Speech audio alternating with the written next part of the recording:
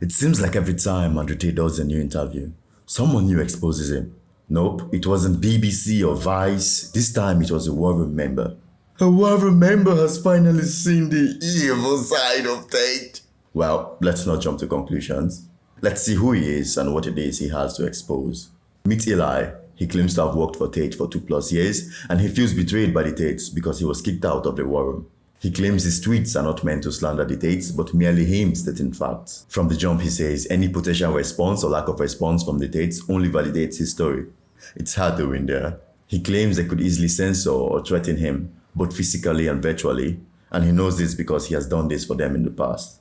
He claims the Tates wouldn't be famous if they didn't win some battles on Twitter in the past. I don't know about you, but winning a Twitter war doesn't really give you fame. Actually, if he didn't mention this, I wouldn't know Andrew won a beef with some guy on Twitter years ago. Well, I guess that's what made him famous. So about this guy, he claims to have joined the war room in 2020, met it for the first time in 2021, and started working with him shortly after in July. Allegedly, he began as a salesman, he rose to the ranks and eventually became the head of marketing. He claims to be a high-ranking member of the war room and claims to have access to almost every conversation, including how to deal with hit pieces and whatnot. Okay, at this point, I think he legit had access to things. He proceeds to leak conversations with some guy called Tate on Twitter. I think Andrew spoke of this in the past. I'm not sure about the details, but basically they doxed the address of a guy saying shit on Twitter. Apparently all this happened in 2020, 2021. I don't know about you, but this guy's loyalty is pristine. Okay, knowing about this guy has been fun and all, but it doesn't really answer our questions. Why was he kicked out of the war room? Was that a betrayal? If yes, how is it a betrayal? For that, we need to hear from the horse's mouth.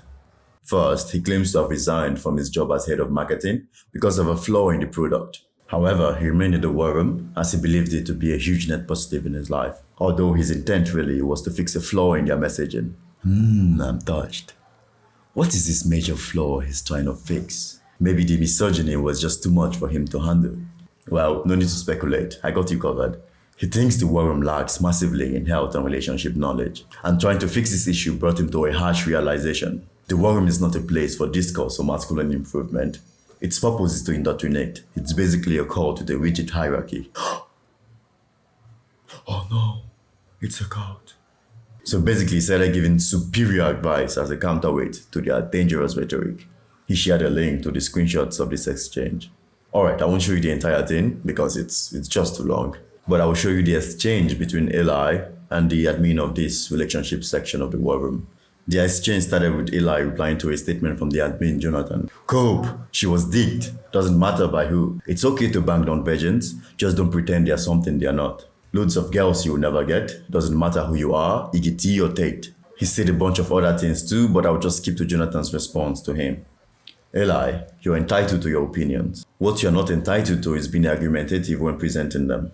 I have a responsibility to provide 2,000+ men in this room with actionable and useful models to successfully achieve their personal goals. He said more, but I'll just skip to the juicy stuff. Links to the screenshots are in the description. Jonathan went on to question him. Are you retaining these virgins or are you contributing to them being rare? If you can only teach to find and fuck them, but not keep them, what is the point of view? For context, Jonathan is the admin of this section of the war room. He's the de facto authority on matters concerning relationships in this group. From the text, you can tell that his aim is to help them get long-lasting and meaningful relationships. Just look at his reply to this guy's question about body count and age. His reply was, it depends entirely on your personal goals. Stop letting some red pit Twitter problem detect the happiness in your life. That was a pretty balanced and decent answer, don't you think? Also, notice how respectful Jonathan was with his response. But we have this Eli guy saying he's disgruntled by the information peddled in this group. He labeled his own opinions as superior.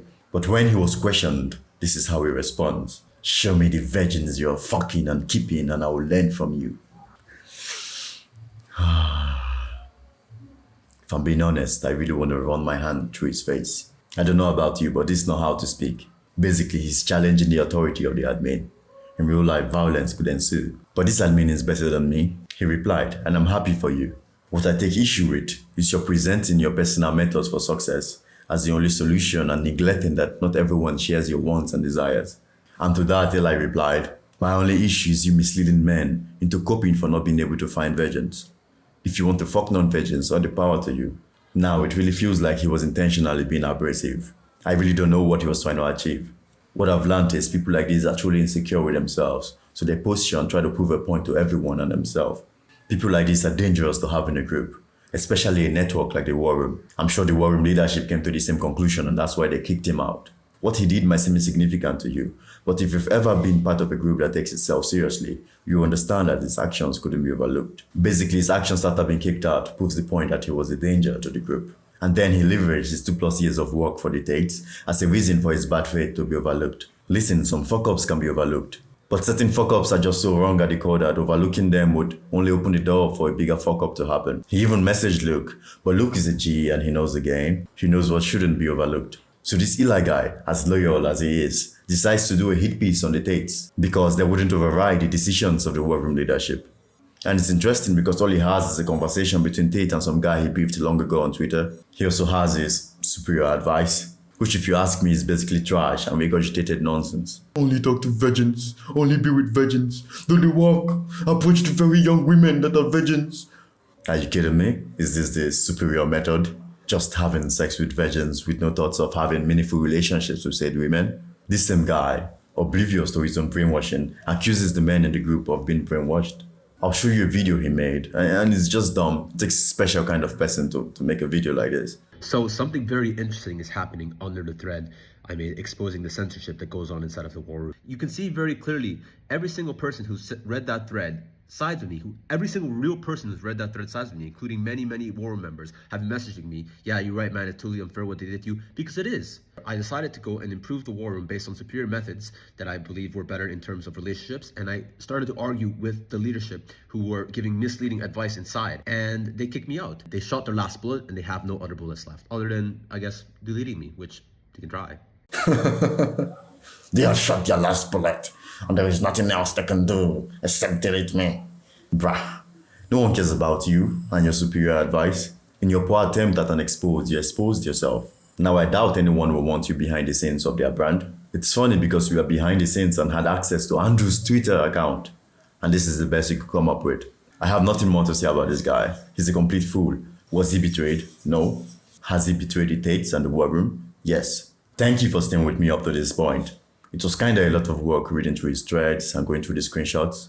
But I had to do it. I had to understand his complaint and where he was coming from. I mean, I wouldn't just blindly support the Tates. Please like and subscribe if you haven't already. On this channel, we give balanced analysis on everything.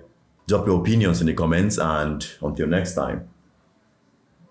I don't lie with words that leave my lips. I'm telling you, don't kiss the slips. I've seen the work it does and I show you it's exquisite. If you're stressing, I advise you bring your flowers down and smell it. Don't you worry, these are cool.